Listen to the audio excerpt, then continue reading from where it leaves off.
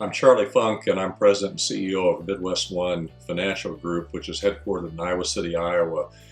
This happens to be my 38th year in banking, and I've spent 18 years in my current job. My name is Jim Cantrell. I am the Chief Investment Officer and Treasurer at MidWestOne Bank. My name is John Hank. I'm the Senior Vice President and Chief Information Officer here at MidWestOne Bank. Is Renee Smith-Labarge, and I have been in banking for over 18 years. So my title right now at MidWestOne is VP Treasury Management. MidWestOne is a bank that was founded in Iowa City, Iowa in the year 1934. It was founded in the middle of the Depression. And for many years we were an Iowa City bank with our primary shareholders being one family.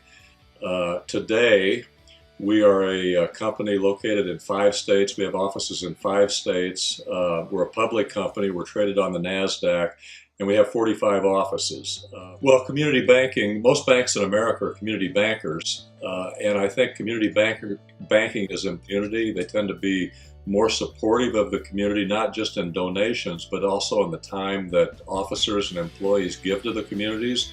If you would look around our footprint, you would see that almost every officer we have in our company is part of a not-for-profit board, and many of those officers are part of more than one not-for-profit board. So giving back to the community, not just with our dollars, but also with our blood, sweat, and tears. One of the other things that I think separates good community banks from not-so-good community banks is culture. In a nutshell, when people ask me to describe our culture, what I would say is that we have 5 operating principles. Take good care of your customers, hire and retain good employees, always conduct ourselves with the utmost integrity, learn constantly so we continually improve, and perhaps as important as any of the others, the 5th operating principle of work as one team. Yeah, we have just come through a process where we put together a 5-year strategic plan. There's certainly an organic growth component to that. We are trying to grow through strategic initiatives and tactics, grow wallet share within the markets that we already serve, and through the branches, through the lending operation that we serve in the markets where we reside.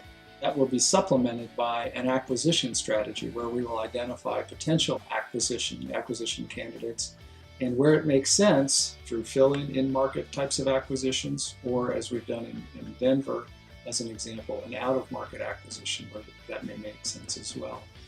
The long-term goal would be to grow this institution to, say, a $5 billion asset bank from our current footings, which are just a little over $3 billion at present. In terms of our ideal acquisition candidate, a candidate might be $500 million in size, so it would be large enough to move the needle, but not so large that it would be a risky transaction. The candidate would have a low loan-to-deposit ratio, because I think as we move forward, deposits are going to become very dear, and that is one of the metrics that we look at that is very attractive to us. Banks who are on our target list who have high loan-to-deposit ratios present a little bit more of a challenge for us in terms of negotiating a price and coming to terms with a transaction. Well, technology innovation is ongoing, and our industry is changing rapidly. It's always changed rapidly, but I think it's changing more rapidly than at any time during my 38 years in banking. I just read the cover story of this morning's Wall Street Journal that the large banks are way ahead in technology right now. They're probably not as far ahead as most think, but there's a perception among millennials that only the big banks can provide the best technology. You know, the community banks that will succeed in the future are the ones not only that can have competitive technology, but who can also market that technology and convince customers, millennials, as well as persons who are older than millennials, that the technology is competitive. As far as the article in the Wall Street Journal, it's really an alarming trend. Not only have the large banks increased their market share since the onset of the Great Recession, but last year in America, 45% of all bank accounts were opened in the top 3 banks in terms of size: Bank of America, JP Morgan Chase, and Wells Fargo. That is ominous for community banks and just shows that we really have to be on our game. Well, in terms of the strategies that we employ to stay on top of the technology, what we try to do is assess what the needs are, what our current technology is, identify any gaps that we've got, and then try to identify technologies that will help us to close those gaps. Different committees that are involved with the process, but basically from senior management on down, we're trying to solicit input from key stakeholders at the bank as to what sort of technologies they need to close those gaps. And then it's just a means of going through the process of looking at the different options and selecting those that are going to work best for our particular environment and to serve our customer base. In terms of MidWestOne, we're one of the larger community banks in some of our markets. And so that's helped us to be a little bit more advanced because we have a few more resources that we can apply to it. We've been able to apply those in a way that helps maintain our customers. So if they're moving out of market, they don't necessarily have to shift banks because we can service them wherever they're at. Geography is not as much of a factor anymore. From an acquisition standpoint, it's helped bring new customers to the bank because we can serve those customers really anywhere that they're at, just like from a retention standpoint. I guess one example I would point to where we've seen adoption rates just begin to really spike is on mobile banking as an example. There's a technology where we have a mobile application that will allow a bank customer to transfer funds between accounts, that will allow them to deposit a check simply by taking a photo of the check and depositing it into their account.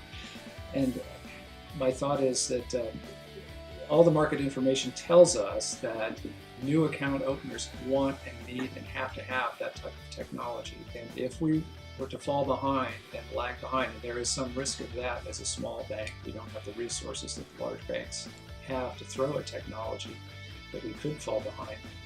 That's going to be important for us to spend those dollars on technology to stay current so that we're relevant in the marketplace. I think the 5 largest banks in America invented Zelle. They've been nice enough, and I think it's in their own self-interest to allow the rest of us now to tag on behind.